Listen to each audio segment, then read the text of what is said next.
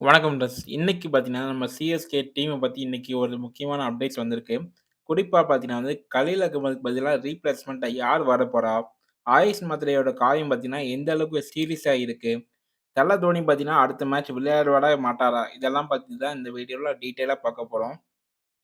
அதுக்கு முன்னாடி எஸ்ஆர்எச்சுக்கு எதிரான லாஸ்ட் மேட்ச்ல நம்ம டீம் பார்த்தீங்கன்னா தோத்தது நிஜமாவே பார்த்தீங்கன்னா, கொஞ்சம் வருத்தமா தான் இருந்துச்சு. ஈஸியா ஜெயிக்க வேண்டிய மேட்ச்சு. சரி முடிஞ்சது முடிஞ்சு போச்சு. அடுத்த மேட்ச்ச பத்தி பார்ப்போம்.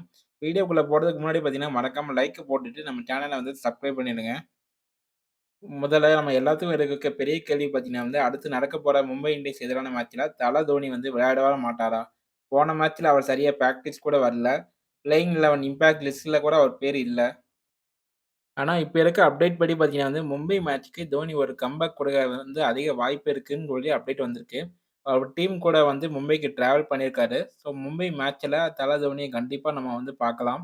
ஒரு ஃபினிஷரா அவர் இல்லாத குறைய போன மேட்ச்ல நம்மளால நல்லாவே ஃபீல் பண்ண முடிஞ்சது.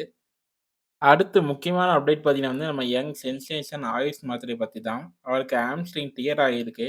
நம்ம கோச் மைக் ஹெஸ்ஸி கன்ஃபார்ம் பண்ணியிருக்காரு.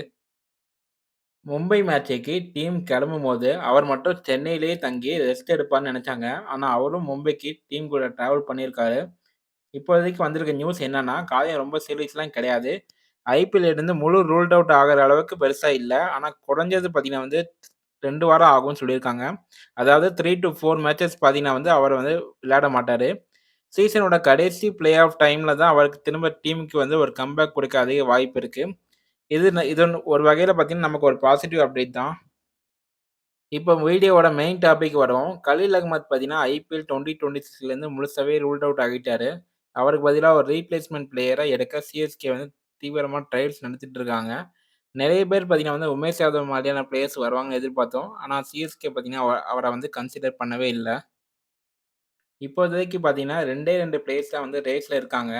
மும்பை இந்தியன்ஸோட முன்னாள் பிளேயர் பார்த்தீங்கன்னா, ஆகாஷ் மத்வால். இன்னொன்னு பார்த்தீங்கன்னா நம்ம பழைய சிஎஸ்கே பிளேயர் ராஜ்வர்தன் அங்கர்கர் தான். ஆகாஷ் மத்வால் பார்த்தீங்கன்னா 2023ல மும்பைக்காக சிறப்பா பவுலிங் போட்டாரு. குறிப்பா டெத் ஓவர்கள்ல யாக்கர்ஸ்லாம் வேற லெவல்ல போடுவாரு. ஆனா சமீப காலமா பார்த்தீங்கன்னா அவரோட ஃபார்ம் பெருசா இல்ல. அவரு சிஎஸ்கேக்கு ட்ரையல்ஸ்ல இப்ப இருக்காரு. அதே மாரி பார்த்தீங்கன்னா நம்ம ராஜ்வர்தன் அங்கர்கிட்ட ஒரு நல்ல ஃபேஸ் இருக்கு. 2023ல சிஎஸ்கேக்காக சில மேட்ச் ஆடினாரு. அவருக்கு இன்னொரு சான்ஸ் கொடுக்கலாம்னு டீம் மேனேஜ்மென்ட் பார்த்தீங்கன்னா திங்க் பண்ணிட்டு இருக்காங்க. அவங்க 2 பேர்ல பார்த்தீங்கன்னா ஒருத்தர் கண்டிப்பா கலீல் அகமதுக்கு ரீப்ளேஸ்மென்ட்டா வர அதிக வாய்ப்பு இருக்கு. ஸோ ஃபிரெண்ட்ஸ் இதுதான் பார்த்தீங்கன்னா இப்போதைக்கு வந்திருக்க லேட்டஸ்ட் அப்டேட். உங்களோட கருத்துக்கள் என்ன? இந்த ரீப்ளேஸ்மென்ட்க்கு ஆகாஷ் மதுவால் வந்தா நல்லா இருக்குமா? இல்ல நம்ம பழைய சிஎஸ்கே பிளேயர் ராஜ்வர்தன் அங்கர்கர் வந்தா நல்லா இருக்குமா? உங்க ஆப்ஷன் என்னங்கிறத மறக்காம கீழ கமெண்ட்ல சொல்லுங்க. சிஎஸ்கே பத்தி அடுத்தடுத்த அப்டேட்ஸ் தெரிஞ்சுக்க நம்ம சேனல சப்ஸ்கிரைப் பண்ணிட்டு பெல் ஐகான பிரஸ் பண்ணி வச்சுக்கோங்க. உங்கள அடுத்த வீடியோல சந்திக்கிறேன். And then tata bye see you.